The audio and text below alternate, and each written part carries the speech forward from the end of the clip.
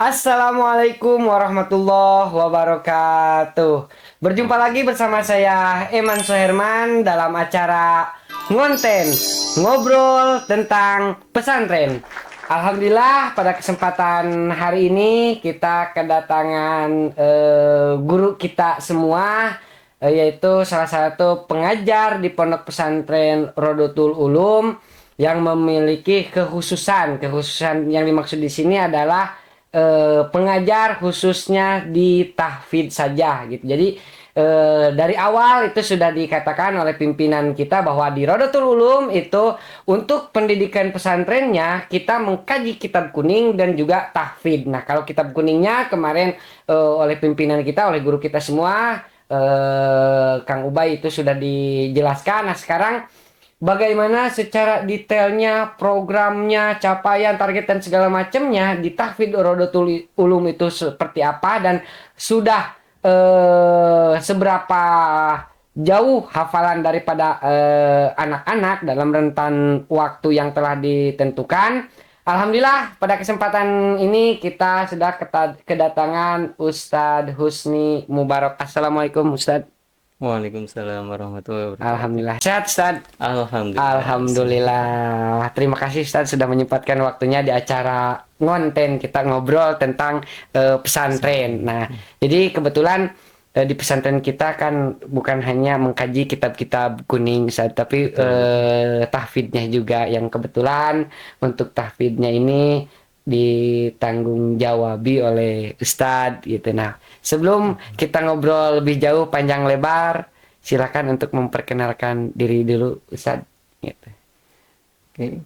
Assalamualaikum warahmatullahi wabarakatuh. Waalaikumsalam warahmatullahi wabarakatuh.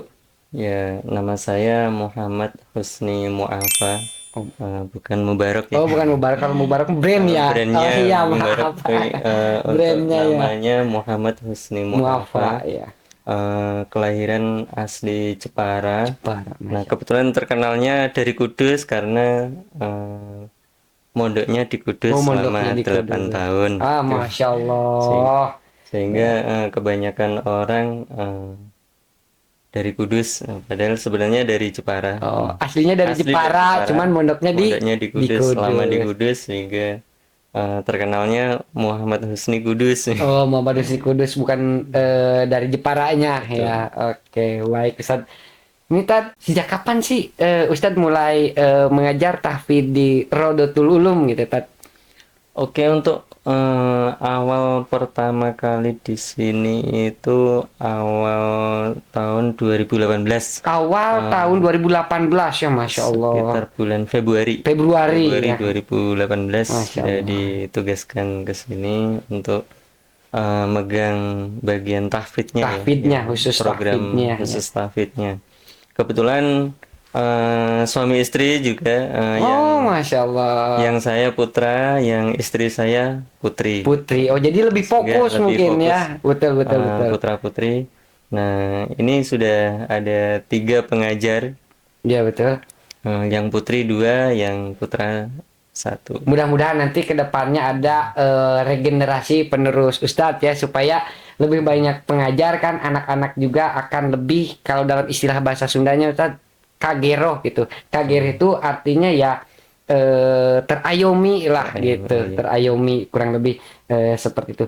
Nah, Ustadz, boleh diceritakan sedikit nggak pengalaman Ustadz dulu ketika mondok ya, tentunya sebelum ke terjun di Rodotul Ulum gitu, seperti apa dan bagaimana? Soalnya kemarin ketika kita di pembukaan podcast, guru kita semua yaitu Kang Haji Ubay itu mengatakan bahwa ketika kita mau menuntut ilmu kepada siapapun, yang harus jelas sanad keilmuannya yang sampai kepada baginda Nabi besar Muhammad Shallallahu Alaihi Wasallam. Kenapa? Soalnya banyak hari ini ya beredar bukan hanya guru yang sanadnya mungkin tidak jelas gitu. Kalau kata Akang kemarin dari Al-Yutubi kesananya menjadi Al-Galawi. Nah, supaya tidak menyesatkan anak-anak dan juga secara umumnya mungkin umat. Nah, mungkin boleh diceritakan dulu bagaimana pengalaman Ustadz dulu sebelum kesini, atau ketika Ustadz mondok di Kudus mungkin berguru kepada siapa dan lain sebagainya. Monggo Ustadz. Oke, terima kasih kesempatan yang diberikan Pak Eman. Iya, sama-sama Ustaz. Saya awal mondok itu tahun 2004, 2004 mondok. sampai 2012. Ya, itu saya masih SD Itu Ustaz. Nice. Masya Allah. berguru ke beliau putranya Romo Yai Arwani Amin Al-Qudusi, Al-Qudusi, Masya Allah. yaitu Romo Kiai Haji Muhammad Ulin Nuha Arwani dan Muhammad Ulil Albab Arwani, Masya bersaudara, yang Romo Yai Ulin pegang yang putri, Romo Yai Ulil Albab pegang yang putra. Nah, kebetulan saya hatam di beliau Romo Yai Ulil Albab Arwani. Arwani. Ya. Saya menempuh pendidikannya 2 tahun setengah sudah 2 tahun. hatam. Masya Allah. Terus selebihnya mengabdi di dalamnya Romo Kiai Haji Muhammad Ulil Albab Arwani selama sampai tahun 2012. Sampai Masya Allah. Tahun cukup 2012 terus menikah sama istri yang sekarang megang tahfidz Rodatul Ulum Putri. Putri, ya, Masya Allah. Sampai sekarang. Alhamdulillah. Untuk sanad yang seperti disampaikan Romo Yai Akang, Iya, betul. nah itu dari Mbah Arwani itu naiknya kakek guru ya berarti. Kakek guru. Saya berguru ke Romo Yai Ulil Albab Arwani. Romo Yai Ulil Albab dari Mbah Arwani, ayahandanya. Terus Mbah Arwani sampai Mbah Munawir Kerapia. Oh, Masya Allah. Benar, Ya, dan mungkin Ya. kalau dirunut sampai ke atas, itu sampai kepada Kanjeng baginda ya. Alhamdulillah, Masya Allah, luar biasa Sudah sekali. mutawatir ya, sudah Ya. jelas itu ini. Nah, jadi untuk saudara-saudara yang ada di rumah mungkin jangan ragu lagi, karena kemarin telah disampaikan oleh Akang selaku pimpinan di Pondok Pesantren Rodotul Ulum bahwa semua ustadz-ustadz atau pengajar yang ada di sini, dewan asatidnya, dari segi keilmuannya insya Allah itu nasabnya sampai kepada baginda Nabi besar Muhammad SAW. Tadi telah dikatakan untuk tahfidnya itu dari Mbah Yai Arwani Kudus mungkin saja. Nah, kalau untuk ustadz-ustadz yang lainnya seperti di ilmu fikihnya, manteknya dan sebagainya itu juga sama, dari sanad keilmuan itu sampai kepada baginda Nabi besar Muhammad SAW ya. Ya, baik, tadi ya sudah dikatakan bahwa tugas DRU itu berarti sebagai penanggung jawab di khusus bagian tahfidnya gitu. Nah, sekarang saya ingin nanya ke programnya gitu. Nah, programnya bagaimana gitu tahfidz di Rodotul Ulum ini, Ustaz? Oke, programnya dari Romo Yai mengamanahkan bahwa disuruh copy paste dari program yang ada di Kudus, diterapkan di sini. Di sini, Oke, awal-awal kita memang langsung menerapkan dan kita pakai kitab khas Kudus ya. Iya. Al-Qur'annya Al-Qudus, terus metodenya Yambua dari Kudus. Ya. Betul. Dan itu sampai sekarang masih dipakai ya, yaitu karena beliau menghendaki kualitas Qur'annya sini bagaimana seperti di Kudus. Nah, Oke, siap, betul. Nah, sehingga kita terapkan ya program yang di sana kita terapkan dimodifikasi sesuai kebetulan kulturnya di sini, yang di sini. Kulturnya di sini, betul. Kulturnya di sini gimana kita menyesuaikan gitu. Nah, baik. Nah, Ustaz, mohon maaf kalau saya salah nih ya. Setahu saya gitu yang namanya menghafal, apalagi menghafal Al-Qur'an, tentu itu tidak mudah. Ditambah setahu saya itu anak-anak yang mengambil program tahfidz di Rodotul Ulum, mereka juga kan sedang menjalankan sekolah formalnya tuh. Nah, mereka juga kan mau tidak mau dituntut ya secara agamanya mungkin untuk menghafal Al-Qur'an, tapi di sisi lain mereka juga dituntut untuk bisa mengikuti pelajaran umum di sekolah. Itu kan tentunya akan menguras pemikiran atau jiwa semangat anak-anak supaya bisa menguasai kedua-duanya. Nah, yang ingin saya gali itu begini, Ustaz.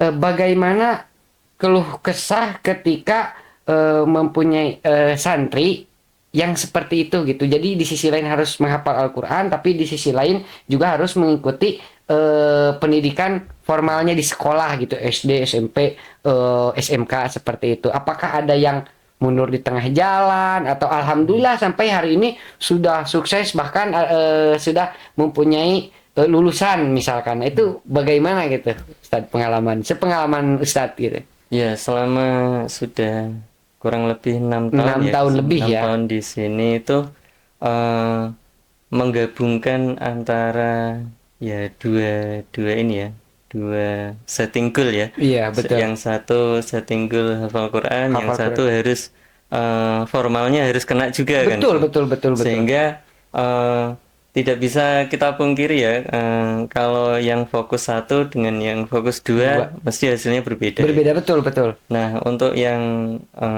di sini ini karena rata-rata megang dua, Dua ya. tahfidz dan akhirnya targetnya kita downgrade dari yang kita paste dari apa copy paste dari Kudus, kita downgrade Ya. yang tadinya di sana itu 1 hari 1 halaman. Iya. Nah, karena plus apa namanya Sekolah sekolah, di situ. sehingga anak-anak kita paksa untuk ke situ belum mampu, Belum mampu. sehingga kita downgrade 1 harinya setengah halaman. Setengah halaman. Setengah halaman. Tapi kalau di Kudus dulu saya ngajinya 1 kali. Nah, Iya. di sini kita walaupun setengah halaman, tapi kita kasih kesempatan 2 kali. Oh, 2 Habis subuh kali ya. sama habis asar, Asar, sehingga ya. endingnya sama, 1 halaman per hari.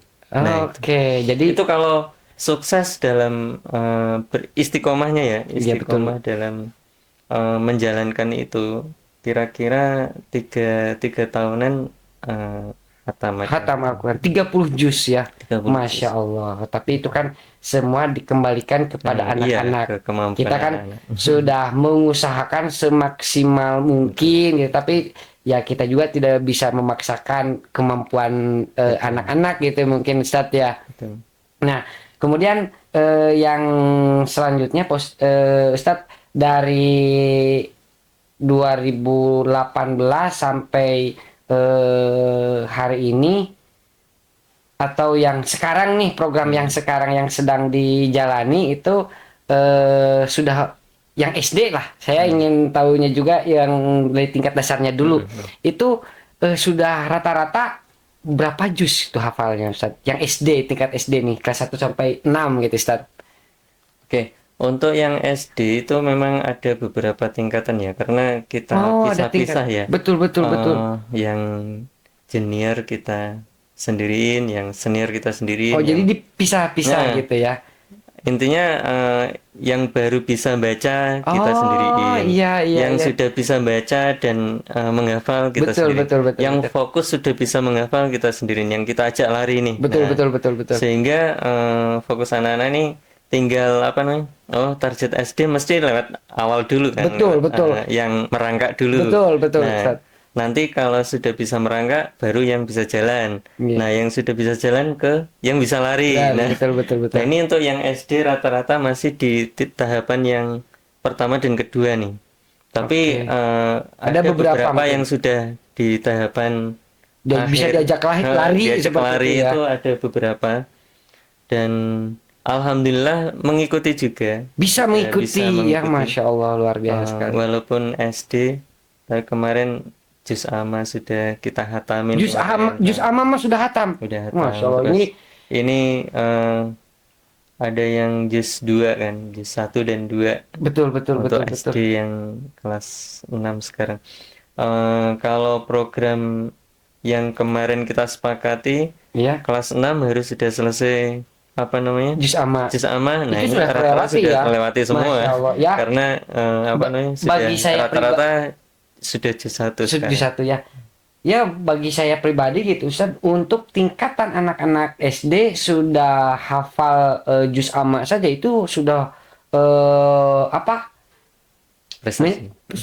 Suatu prestasi atau suatu capaian yang luar biasa itu. Kalau kita bandingkan mungkin dengan anak-anak yang menghafal Al-Quran di rumah gitu dengan orang tuanya dan lain sebagainya, karena kan kalau dengan orang tua ya kalau mau Kelihatan manjanya. nah, kelihatan manjanya dan lain sebagainya. Akhirnya orang tua juga tidak memaksakan karena ini terhadap anak. Jadi susah juga. Ini juga sudah menjadi suatu capaian yang sangat luar biasa gitu, Ustaz, bagi saya pribadi gitu. Nah, sekarang selanjutnya untuk yang tingkat SMP, SMK itu bagaimana, Ustaz? Kalau Dari segi SMP, programnya SMK gitu. karena semuanya melewati yang itu dulu.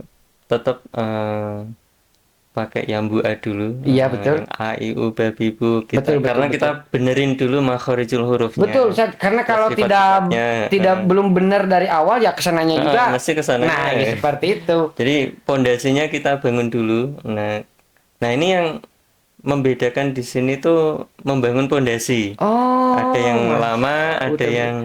yang Baru gitu ya. baru sudah lulus ya ada.